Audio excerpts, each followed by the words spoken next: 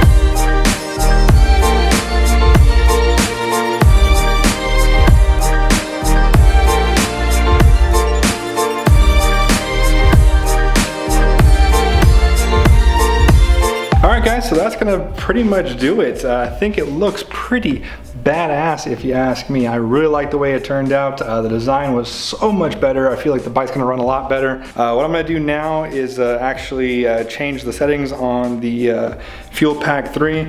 Not gonna show you guys that because it's literally as simple as connecting it and hitting a button and it should be good. So that's gonna do it for today's episode, guys. I told you it's gonna be a short one, but don't worry, a much longer one is coming a week from whenever this is coming out, or within a close period.